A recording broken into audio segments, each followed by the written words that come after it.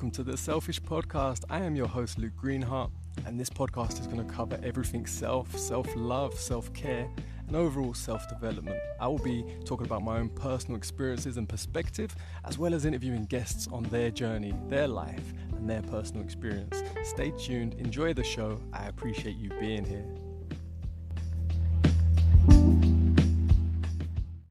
First of all, I want to thank Anthony for being here. I have a lot of appreciation for him and gratitude and love, and I'm so happy to share him with the listeners here.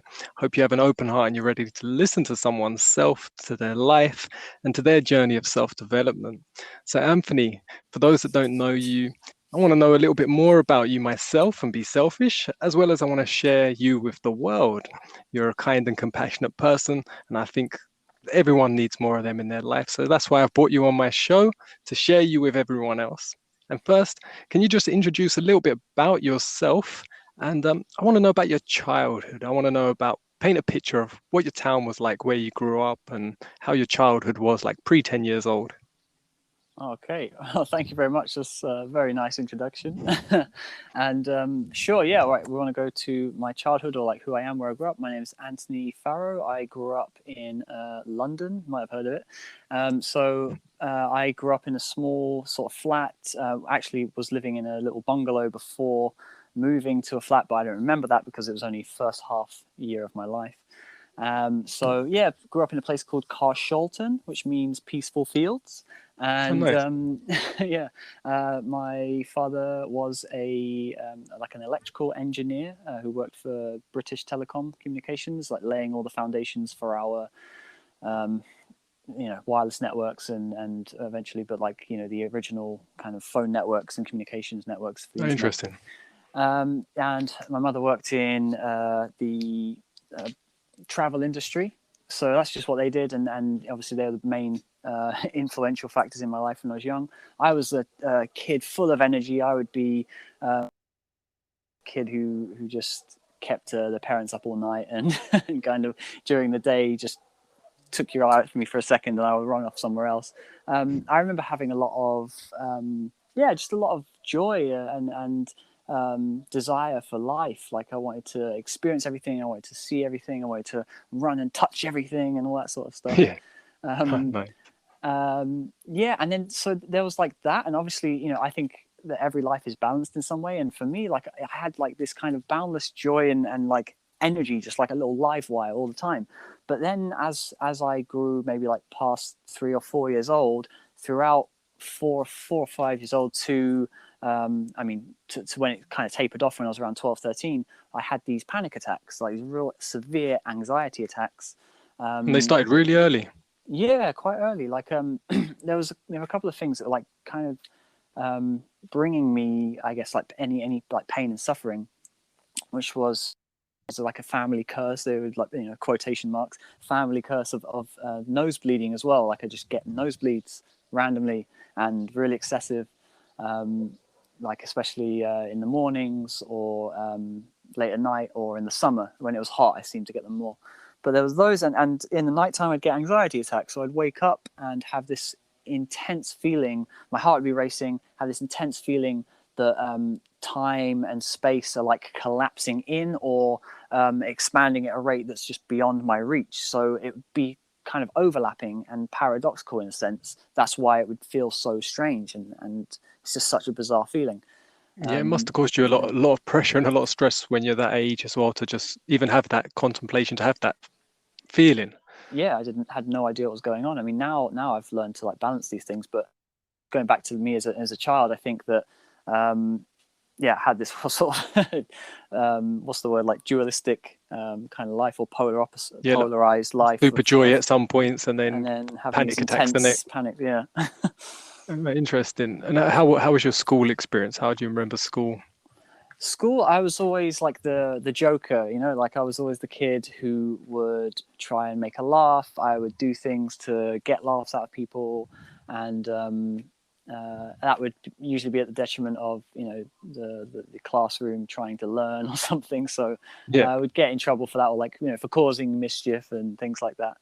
But I was always like good. I did things in the class that they wanted me to do. I did the homework, and I was I didn't like kind of fall behind. I was always told that typical sentence, which is something like, "You've got so much potential, but if only you applied yourself, you could do so much more." Yeah, I got that. I got that, and you're just like your brother, or you don't want to be like your brother, because I had an older brother who went to the same school. It was basically the same.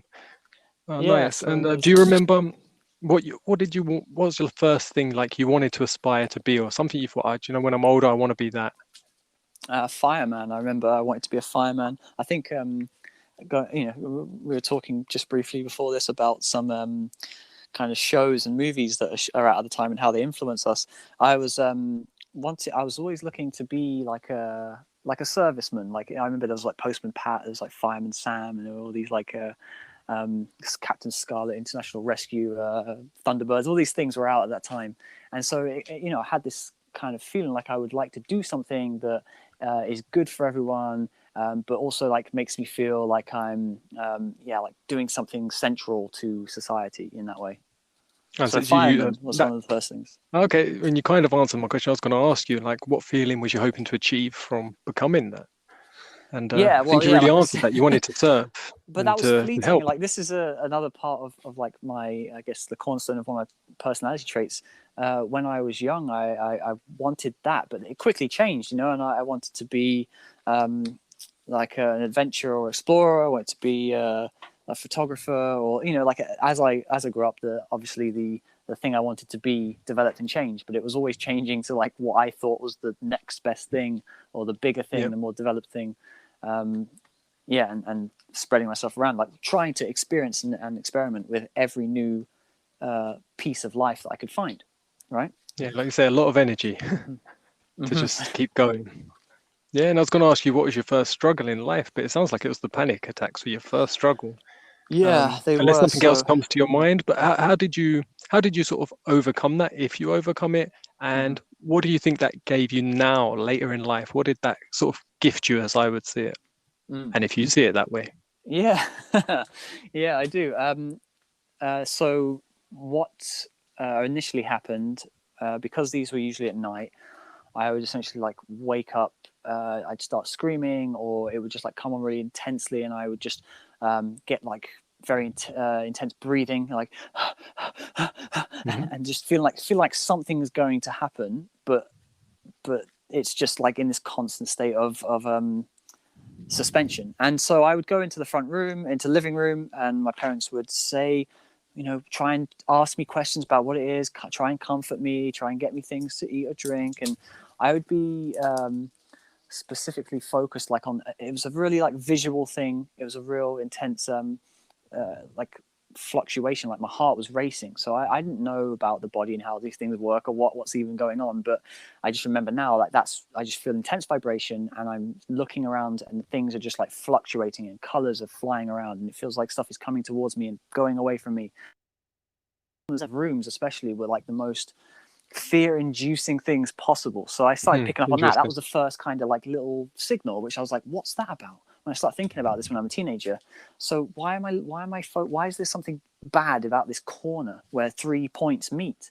And it would be that if you look at a room with a light on, the corner is the spot that's darkest in the room. It's the only spot that Yeah. has like the darkest area, and so it kind of started unfolding a certain level of understanding for me. And that's something that's like, we all have this, it's all like personal. Every experience we have is like kind of linked into our own magical mathematic of life that we only have the experience and past to understand. So for me, it started to link together some things that I'd experienced. It started to show me what avenue of thought I should go down to heal this trauma, to whatever this pain and suffering is that's coming from this experience.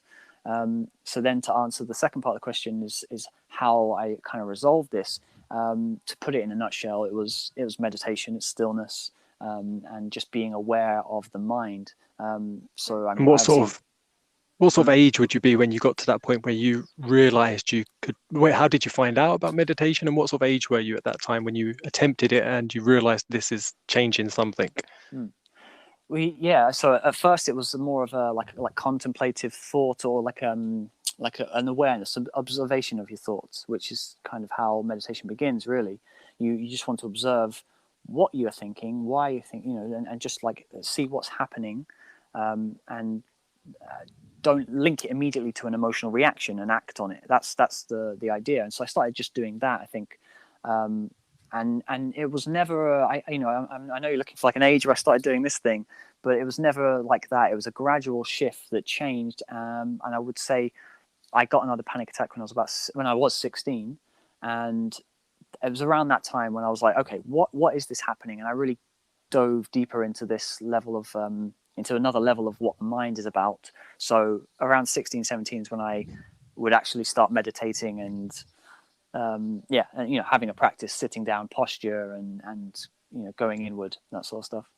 And how would you introduce meditation to someone that's unknowing, that maybe having similar experiences? And do you need to go to classes? Do you recommend it, or both? What's your preference, and what can people do? Well, I'd first say, anything you do in life, you can do in a multitude of ways. So you don't have to learn. You can totally do it self-directed, like the same way you can learn to ride a bike on your own, or you can get some guidance. You might be quicker if you did it with some guidance. And we should endeavor to learn from the people who have done something for 10 years, even if they did it three or four times more recently than you did.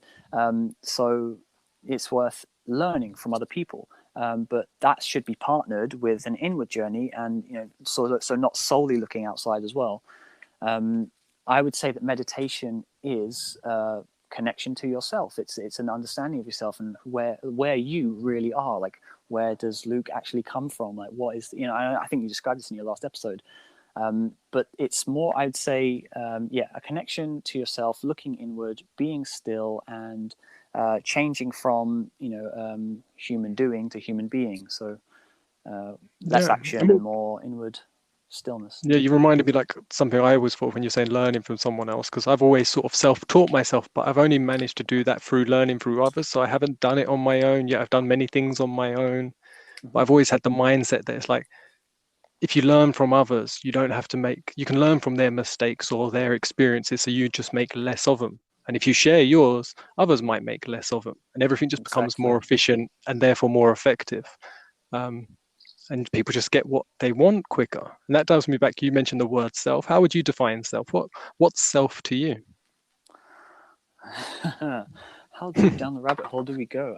All right. Well, I does think the rabbit have a self? There you go. Yeah. Oh, it's so conceptual, isn't it? I think the self is just consciousness. It's just this stream of thought, or it's a development of life since the beginning of time and the end of time. It's this continuous feedback loop of evolution. We now call it consciousness, and we see it inhabiting not just ourselves as human bodies, but also other animal bodies. We can even see it reflected in systems of life like plants. So we can see how they're communicating through different signals, and how the ecosystem shares waste materials that turn into something else's food and sustenance and all these things. And this is just the consciousness stream of flowing energy. And I feel like we are all tapped into that. We're all connected to everything, just as a tree stands above the ground and is connected to a lot of things beneath the surface that you don't see.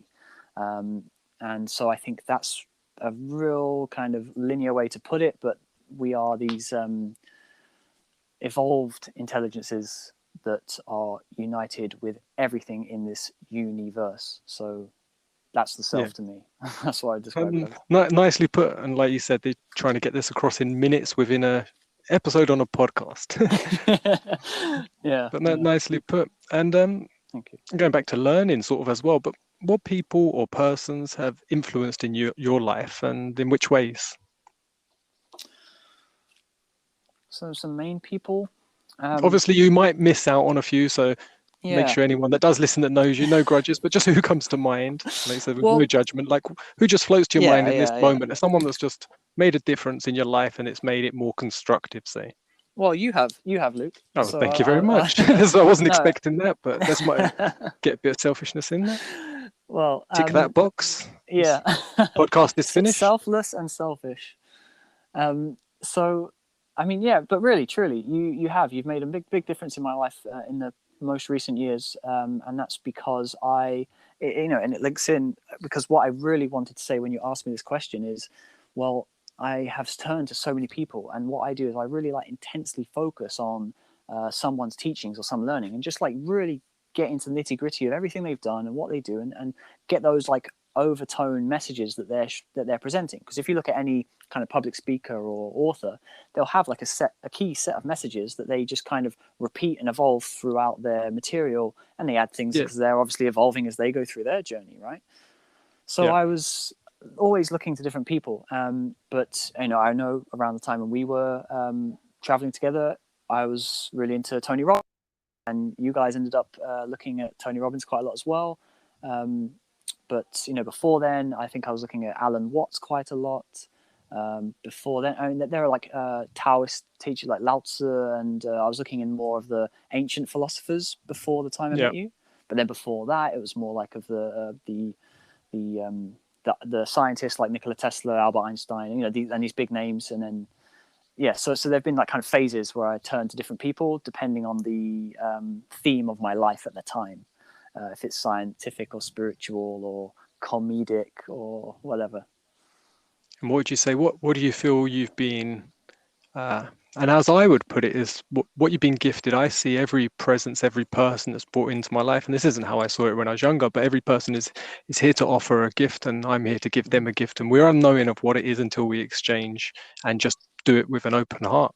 Right. And do you see like there's been, like you say, an undertone in your own developments as the way your sort of information has been feeded in through these influences as to where your agenda, where your undertone message is in your development of your life so far? Do you see a direction in it?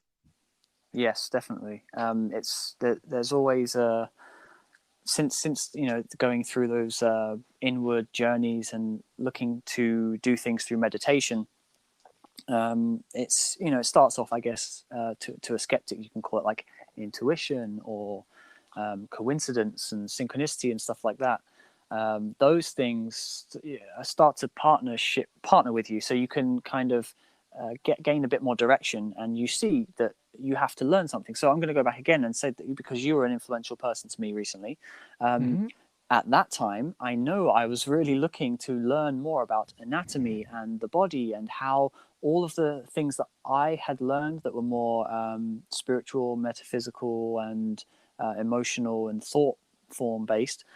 I needed to link those and ground them. I was in a stage, so the theme of my life at that time was grounding, yeah? So finding a connection to nature, and subsequently we went out traveling and lived off the land, together. We were like foraging for food and doing all sorts of crazy things like building Yeah, fireplaces in nature, and at the same time we were practicing so many exercises and routines for stretching the body, we were doing alignments. All that stuff was in line with the journey, and you never know what's coming. So like predict the future or anything silly like that. You're looking for something, and whatever we look for, you're going to find it. If you start telling your brain to look for a certain shade of color or a certain object, you're going to see it more in your day-to-day life. You've probably passed it so many times before, but because now you've told your subconscious to pick it up, it works with you. And so that's yeah. kind of how it worked.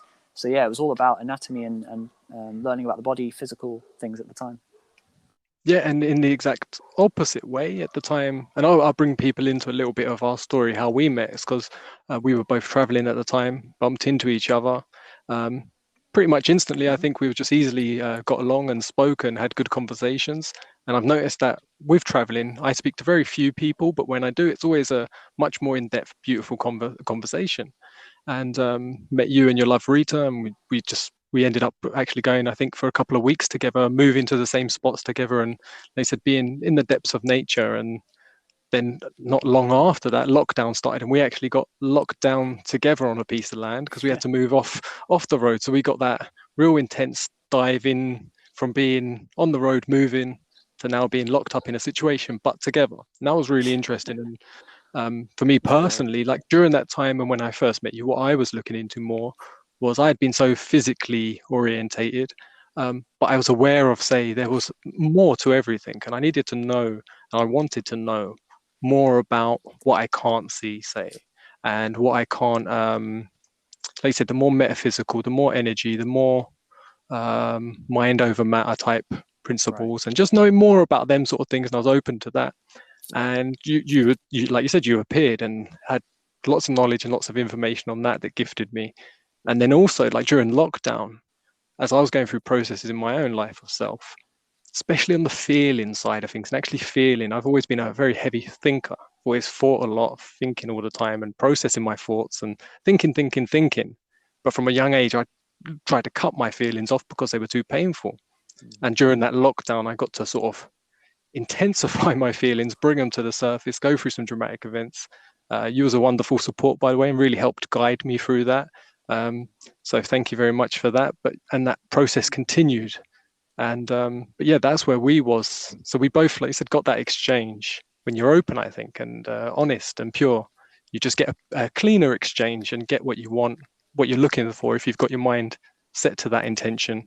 Yeah, that's Um, right. Just to tell anyone listening, if you have those moments where you're walking around and you just keep seeing that one person every time you're out, and you just see them, you're like, oh, they keep, and you meet eyes with them. Go to that person. I guarantee you, there's something that your mind or your subconscious is picking up on that is trying to show you. You're looking for that, because I've done that, and whenever I go to those people or do those things, wonderful things come out of them. Unexpected, wonderful things. yeah. I've got another question for you here. If you could go back as you are now and meet your teenage self, and you get to sit down and have a conversation with yourself, what would your younger self think of you now? Well, as I explained to you, so as I went through my teenage years, I actually became an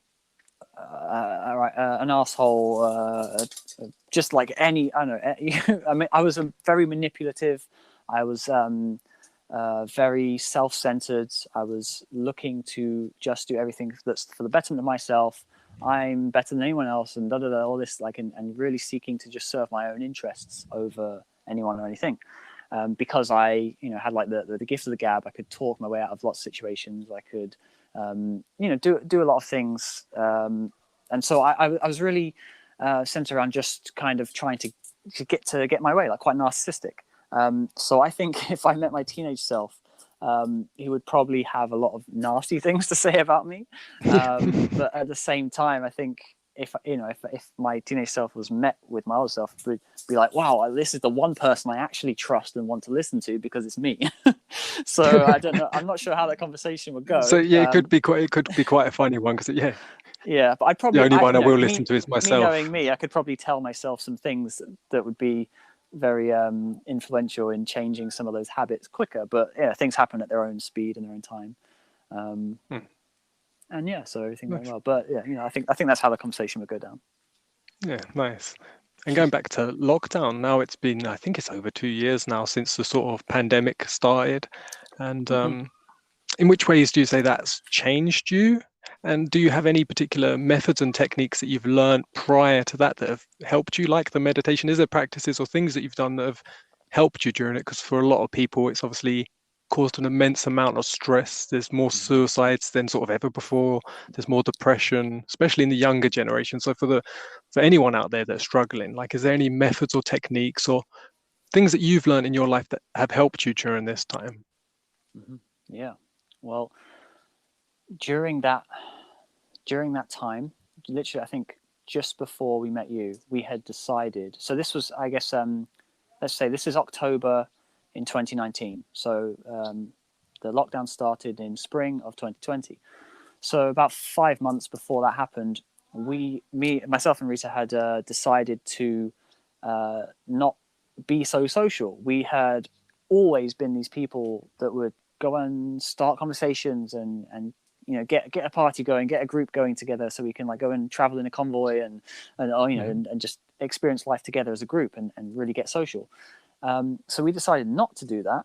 We decided to go the opposite way because when you focus on one thing, something else gets sacrificed, and what was being sacrificed was our like work ethic and our ability to kind of like create the funds and stability we needed.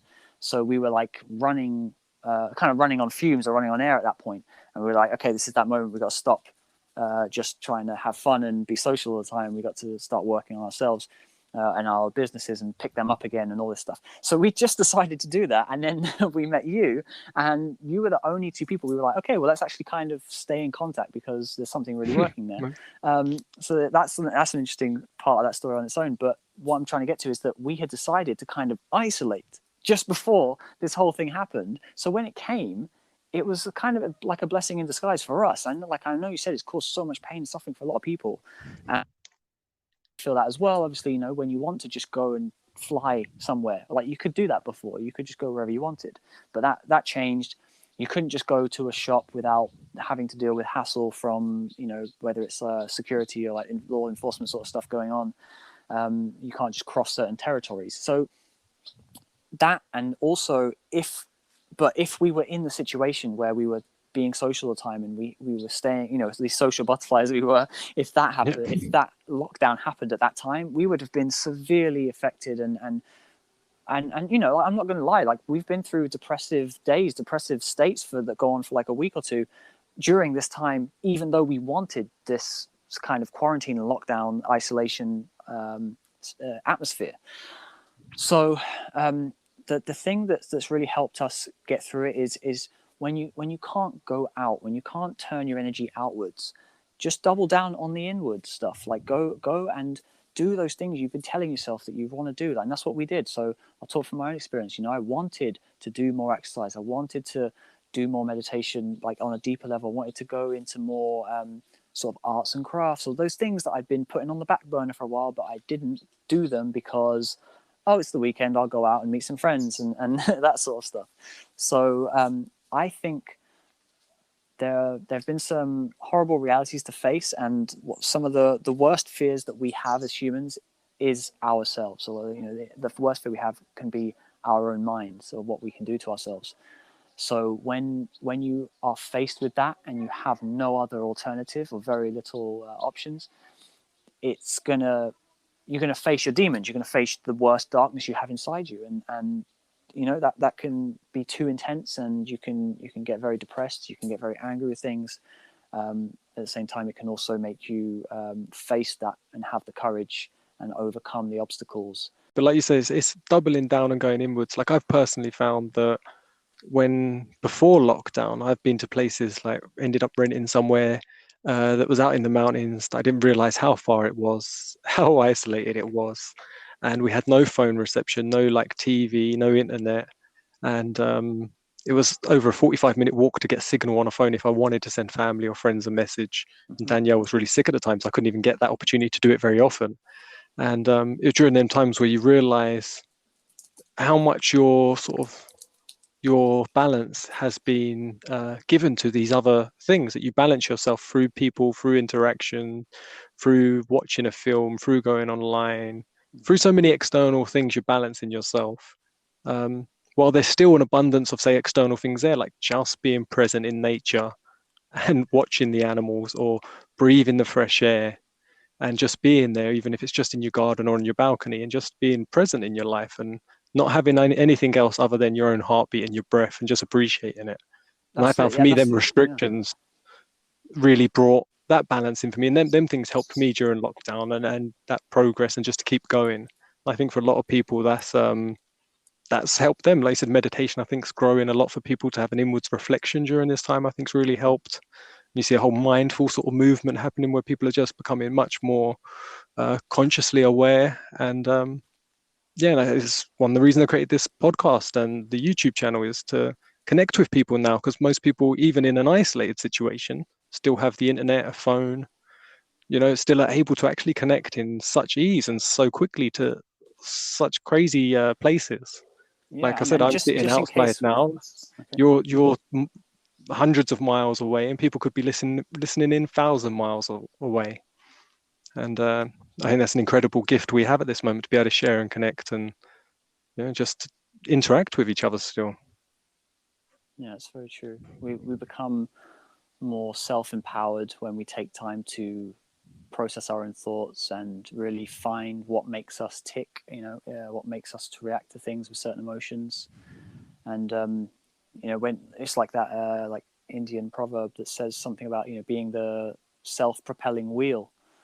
If you can, and same, we have this analogy. You can say you have to fill up your cup before it can overflow and spread to others. Yeah. That's what this time has been all about. And yeah, so it's that that point of having depression or being suicidal, even to this point, we are our own worst fears. We have this ability to give ourselves whatever we choose, and that's obviously dependent on how we interact with the outside world as well. So if you tell yourself you're a bad person and you don't have the outside world to pick you up or show you something different or distract you from that, then you have to go and face that demon. You have to face yourself, have the courage to overcome the part of yourself that tells you that you're not doing things right, because we all have that. And everyone has gone through this to some degree, to some extent.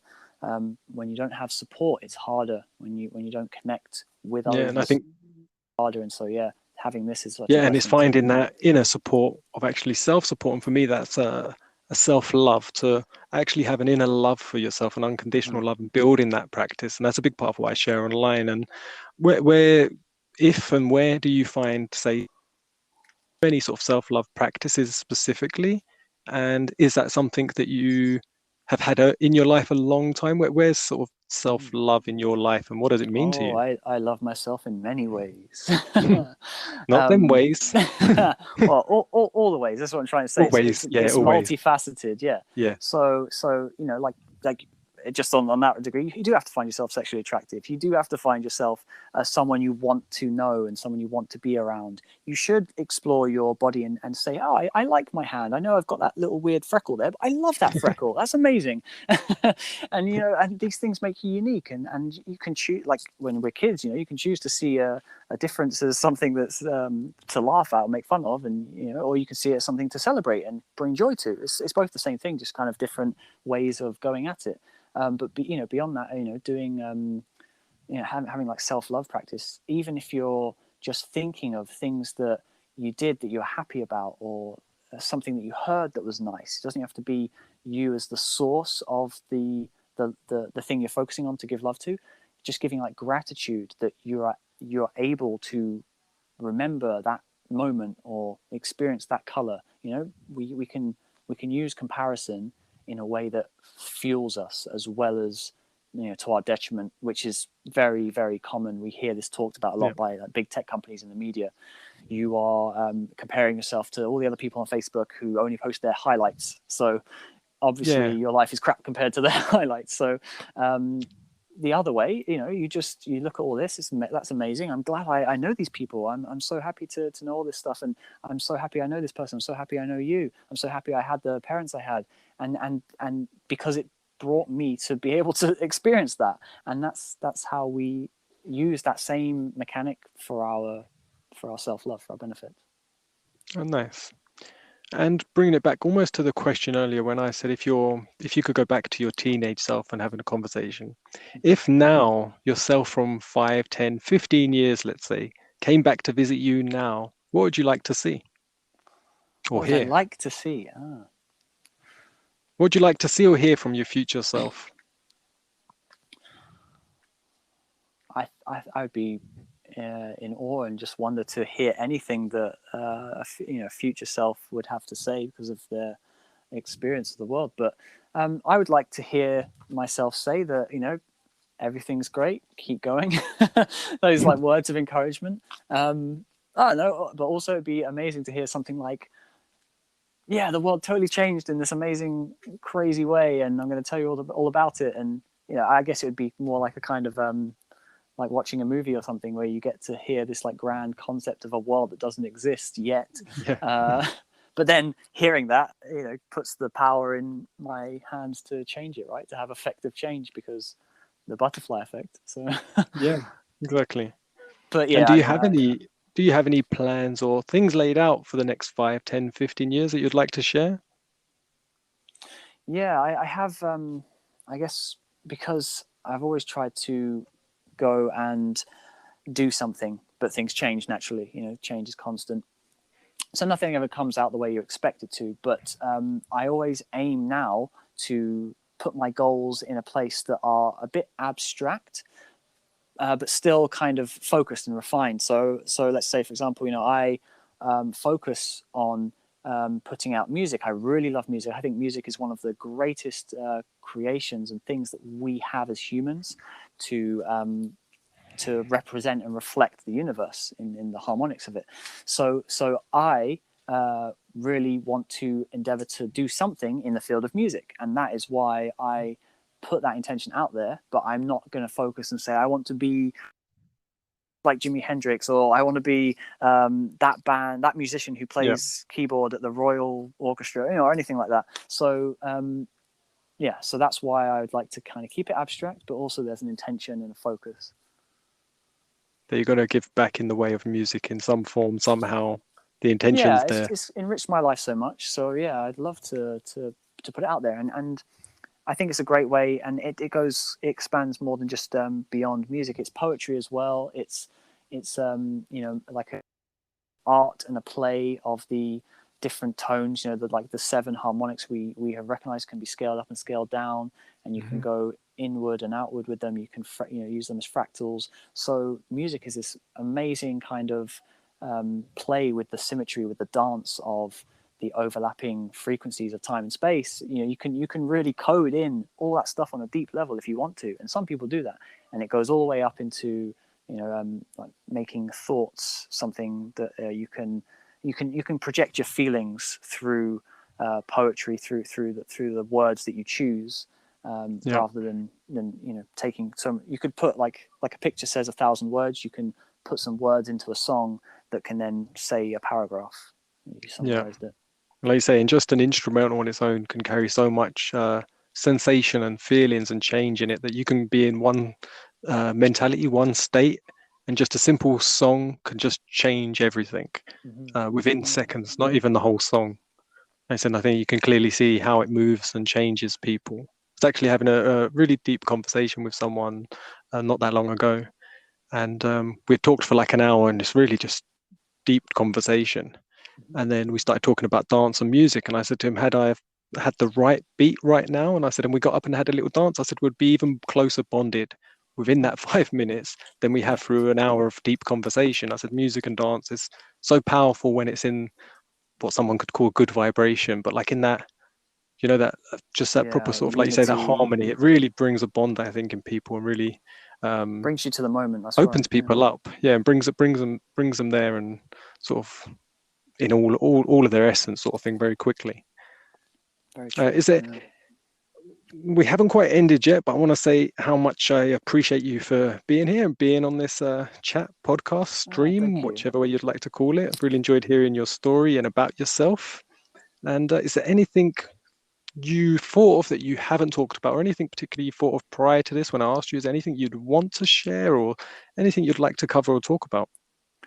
Well, I there are always so many ideas I want to go through. Like I've explained about my childhood. You know, I have this spray. I want to go here and do that, and it's like kind of chaotic. I want to try everything new, and I've kind of always endeavored to gather a wealth of experience. I call it, you know, by learning from as many people and different things as possible. So you have like a generalist view of everything, and that goes with the phrase, you know, jack of all trades, master of none, sort of thing. But having a is really good, and having some things that you go toward in life really help. And what we were talking about before in your last question, you know, I focused in on the music, but there are also other things in 10 to 15 years. I would love to have a like a center or a retreat for meditation, yoga, and different practices like that. That's also something else that I work at and develop as an idea and look for like strings and streams to enter into. So by doing that, by having a few different focuses, you're able to move with the tides of change of the external world and see what you're putting out and where that kind of locks in and links with the receiving end of someone else's journey or some other group's journey or just, you know, life in general. So I like to kind of illustrate that point where there's this kind of, we live in this dualistic world, and we have like the good and bad, the ups and downs, the light and dark. So whatever it is in someone's life that they see them being imbalanced with, I'm too this, or I'm too much of that, I do too much of that. Whatever it is, you have a wisdom that goes to the polar opposite, and it's about seeing that and making that clear, and that's how we find the balance, and we move in the direction that is best suited to what we're doing, to how it makes it a united thing. If that makes sense, Yeah, I that might think be too abstract, but yeah, no, that's and the I think I concept. can round it off. It's sort of like it's always looking for that fulfillment of that glass you said earlier. Everyone's got to fill that glass up, and they're constantly giving their sort of insight into where they can fill it. And they need to be able to make sure they're always looking for ways to what fills them, what gives them fulfillment. And everyone's going to have that unique way of looking.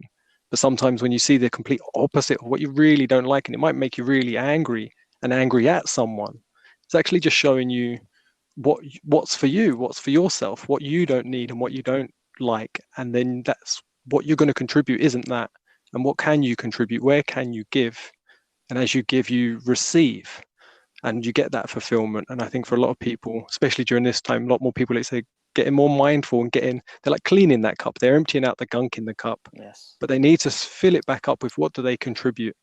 And yeah, I'd love to see you flourish in the music and contribute music that really brings that harmony to people that music can, as well as, like you say, a retreat to just bring that meditation, bring that to people, and see everyone come together. And like you said, that I think would give you a lot of fulfillment. It'd fill your Yeah. cup to see us. Like I see you as a kind and compassionate person, and I don't think you can be kind and compassionate without wanting to serve others Yeah. Thank with you. something that's going to bring them more harmony.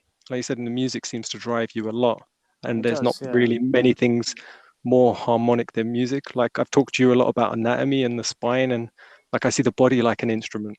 Mm-hmm, And you know about exactly. Yeah. tuning guitars, and it's like if it's out of tune, it's a horrible song. No one plays it. When it's in tune, if someone can play it, it's beautiful and everyone loves it. It's like there's not much better sounds than someone playing a guitar that's in tune, just a nice beat. It's like it's hardly anyone's going to get angry with it or be Yeah. kick Yeah. off a fight or jump I'm out the glad. chair. I'm glad you said that, because that kind of talks to what I just kind of tried to illustrate at the end. It was a bit too abstract of this idea. Well, there's music, but I've also created a website for learning resources for energy work. So it's called ReikiAcademia.com, and that's going to include all of these. Like as you described it, I use that same concept. The body is an instrument, and it is. It's a very finely tuned instrument, and you get it into alignment, and it becomes harmonic.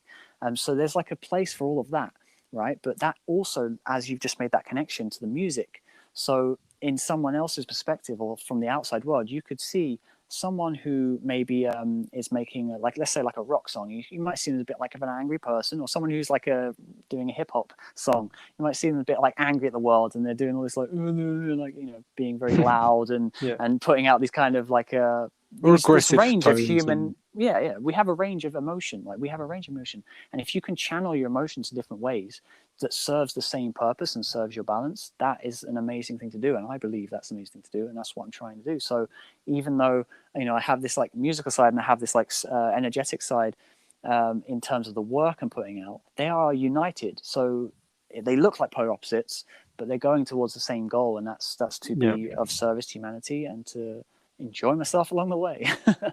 Yeah, and I think you can only enjoy yourself along the way when you're following your own path and your own direction, and when you come to them realizations of what it is that you want to serve, and like you said, and bringing in all them different aspects, because we're constantly in sort of like a transition, constantly evolving in our life, and things like COVID has shown us that we're not in control of the external world.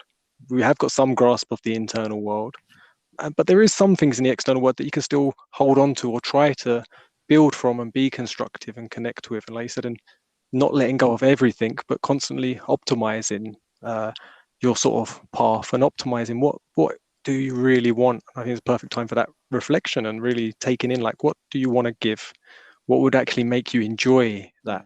I think the enjoyment's a massive part of fulfillment. I don't think you're ever going to feel fulfillment and be sad. I don't think they're sort of two opposites. Yeah, I yeah, think that that's only makes a when lot of you're sense. going against yourself. I think when you're fulfilling yourself, you can't not, the enjoyment's the byproduct of fulfillment, say. That it just feels good. It just feels right. And you can't help feeling good. Yeah, I agree. I have got, for you to finish, we're near the, there's 12 little questions and they're All fairly right. quick fire. You don't have to answer them super fast, but some of them are going to be like a one answer question. If you feel like you want to talk a little more on it, you can. So you ready for 12 questions? Yeah, oh, yeah, I'm definitely ready to go. I All always right. loved talking to you. I think like we can go on for hours and hours, but Yeah. let's go through it. I'll try and be quick. What is your excited noise? My excited noise. Oh, I remember this. My excited noise is like, yeah, wow. If you could only choose one, a dog or a cat? Oh, right now I would say, right now I would say I can't choose. This is the sort of thing I don't want both. But a cat dog. You remember A that cat show, dog. Cat Dog? Yeah, I do remember. I Oh, was cat dog. similar age, so yeah, I remember that. Well, I have a dog now, so I'm going to say I would want a cat because I always want to go for the other side and experience the thing that's not being experienced now. But I really appreciate both sort of mentalities and energies that they have. So yeah, I'm gonna stick with cat. I really enjoy a cat's Okay. perception of life. What's your favorite color? Crimson red. Hmm? What excites you creatively, spiritually, and emotionally? Well, music. We've already covered that. I think. Yeah, I'd Yeah, I say thought music does that. I Yeah. assumed that was going to be, and then yeah. Yeah. What turns you off? Turns me off, like as in puts me in a bad mood, or like Yeah, what just sexually doesn't give turns you me off. that? Yeah, no, you can do both if you want, but what? But it would be the same, to be honest. But yeah, I what turns guess. off your Yeah. creativity, your spiritually, and your emotions? What turns it down? Hmm. I don't know. I feel like I've tried to overcome so many things, but I think maybe distortion or like loud noise or like some kind of something that is abrasive to my mind. If I'm trying to be creative or do something, and there's Yeah, like a distortion like you noise said, an or interesting something like that. Yeah. to me that synchronizes with your passion for music. So Yeah. in harmonic, is that the right word? In harmonic sounds? In harmony, yeah, or harmonics, yeah, yeah. Yeah, it's something that's just out of not in a rhythm, say, and a horrible distortion of sound that can interrupt all other vibrations. And Yeah, right, like being off beat. Yeah, that would like rub me the wrong way. Yeah, if I was sort of keeping a steady beat, and then you get like someone come along and start making a load of bangs and clanks, I'll be like, oh. yeah, well, it gets it Okay. almost into the next question. What sound or noise do you love? Oh, I really love that sound of like a singing bowl, or when you have like when frequencies of the same bracket like overlay, and you get like an overture. You know that overture sound where it kind of like goes like whoa, and you get this kind of Oh, and resonant it sort of builds up when vibration. they go Yeah, yeah, round the bowls. Yeah, I've heard that. yeah. If like 20 people all at the same time sang the same note in that, and you get that choir sound, that I really love that And what overlapping. nice? What sound or noise do you hate? Oh, um, you know those fire alarms that make the noise. They're specifically tuned to a frequency that is kind of similar to like a baby crying. Like that. It's outside of a harmonic that we would use in music typically. So it's like that fire noise. And just go like, beep, it's like a really Yeah, annoying tone. And that's quite a that's good impression. actually I knew exactly what you meant. we had one of these in my university halls, and everyone probably had this experience who went to university, and they'll know what I'm talking about. Someone comes home on a Friday night or a Saturday night, and they think it's hilarious to set off all the fire alarms in all of the dormitories. So every Friday, Saturday night, I remember waking up to those tones, and they were just blisteringly loud. They were so loud that they would just wake you up. Even if you'd taken 20 sleeping pills and drunk yourself silly, like you still wake up. It was You're still going to get you. yeah. Right. So that noise is kind of ingrained in my head. Right. What is your greatest fear? There's nothing to fear but fear itself. fear of I guess being stuck, fear of non-movement, inaction, and letting the moment pass you by, opportunities that are missed, that sort of thing. Yeah. And what do you challenge about yourself?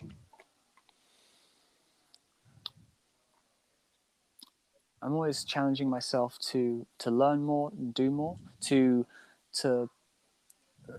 remove or replace the habits that I have that I feel are not optimized to my efficiency. Yeah, to put it in like logical terms, I'm always seeking to do what has more love, what has a greater joy, and brings more happiness to the situation that I'm in. Nice. What do you love about yourself? Everything. Give me one thing. Could be a characteristic, could be a physical attribute, could be your hair. Well, okay. Well, I guess I would say I like the sound of my voice, don't I? No, I like. Yeah, I like. I like my choice that I'm going to be cutting my hair off soon, because I've grown this as a choice to let it grow out for like an experiment to experience things, and now kind of in this moment where I'm kind of reverting back or changing back to the appearance that I used to have. So because I really enjoyed the way I saw myself, and the way I've noticed how people react to me so differently now with the appearance I hold. So yeah, so I So guess you're going to go for you're going through that. You want to experience it now the other way. Like you said, it's a bit like the cat yeah, dog and thing. You it want was to always the experience what you plan don't have right to. now. Yeah, Yeah.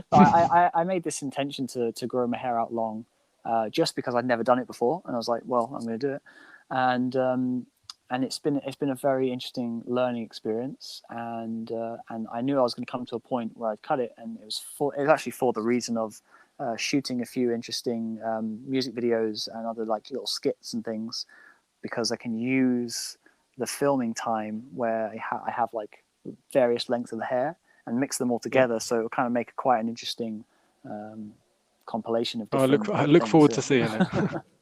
Be interesting. I actually have nightmares about like that I've had like a clean shave or I've Oh, shaved my head. really? Yeah, and I'm in the dream. I'm in real regret. I'm like, what have you done?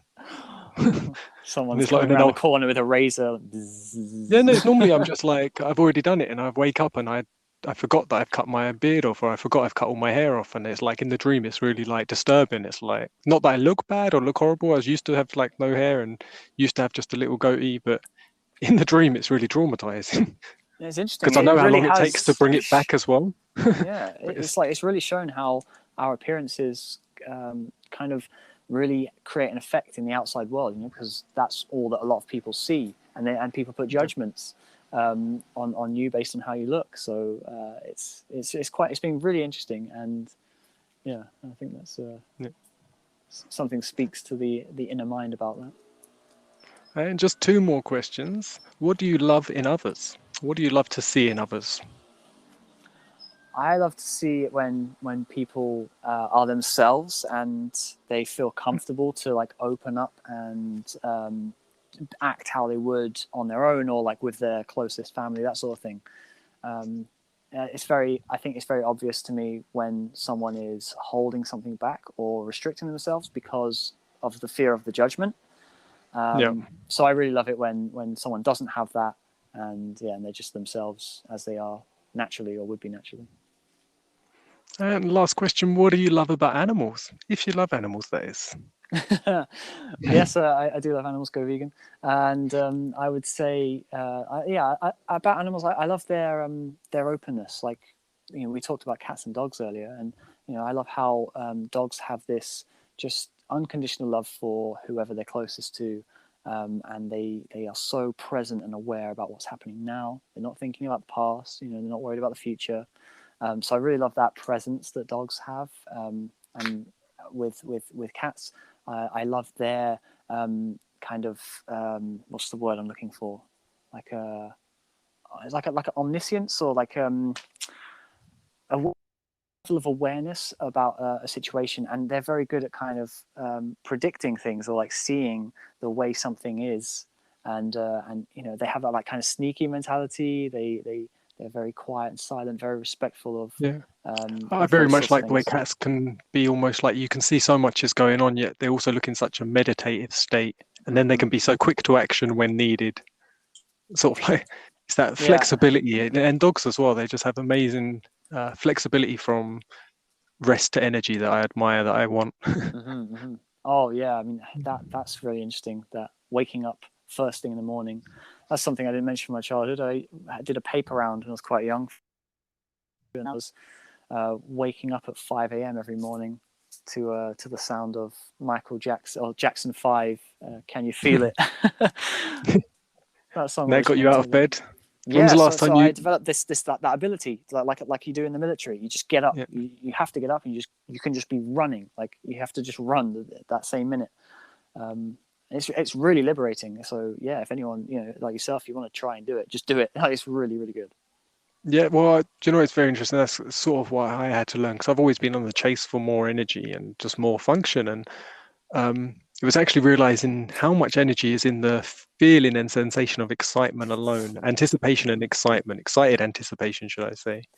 And one example that works well for me is remembering like Christmas when you're a child and you can wake up earlier with no alarm, and you run downstairs and you're just full of energy, like you're so energized because of your excitement for the day, no matter how it goes. Or Jimmy just got this abundance of energy that's there, and all it is, you're excited. So for me, it's like if the energy starts to drop, maybe you're not excited about what you're doing, and again showing you your direction or your path, or are you doing what should fulfill you and therefore give you enjoyment and excitement to look forward to doing it and having more energy. Yeah, it's a really good concept. I'm just reminding me of there's a YouTube channel called Pick Up Limes, and they really focused on that. Especially now they do a lot of food, but back in the early days, they really focused on that mentality of creating your morning. So before you go to bed, just the simple act of like preparing something to do with your breakfast, or having it easier for you, so that like if you drink coffee, your coffee's ready in the pot, or your breakfast is ready Some in the least fridge. resistance in the morning to Yeah, and you look keep the forward to flow it. going.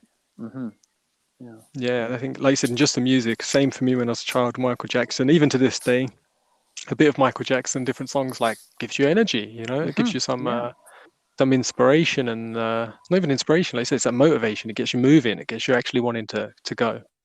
It's true. Yeah, emotional concepts are And and back very to very music again, and the important. power of music. You say I've tried lots of different diets, and it can just be a bit of music that can give me more energy than any food gives me in an instant. You can put on a bit of music and have an abundance of energy. Yeah, Or I can true. eat all different types of food, and I'll be saying, "Oh no, I might get energy in half an hour when it digests, or an hour or two," and it doesn't always happen. You're thinking, "Oh no, that it's tomorrow when you get the energy from that food." Or you can put on some music that you really enjoy that has a certain rhythm, and the energy is there, ready to grasp and go.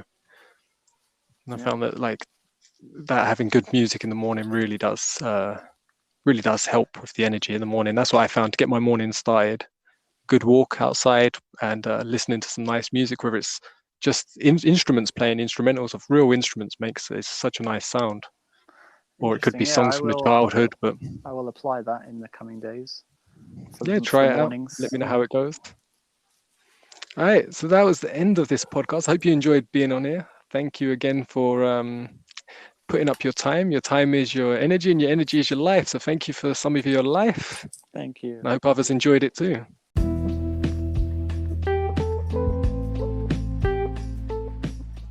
Thank you so much for being here and listening to the Selfish Podcast. I'm your host, Luke Greenheart, and I appreciate you being here. Don't forget to check out my YouTube channel. Just search Luke Greenheart on YouTube. You'll find me. Check out my website, lukegreenheart.com. Have an amazing day, and stay tuned for more episodes. I'll be interviewing guests on their path of self-development, their path to self, getting to know them in much more intimacy, much more depth, sharing and connecting with all, so we can have a much more blissful, joyful, and productive life together. All right, much love. Have a great day.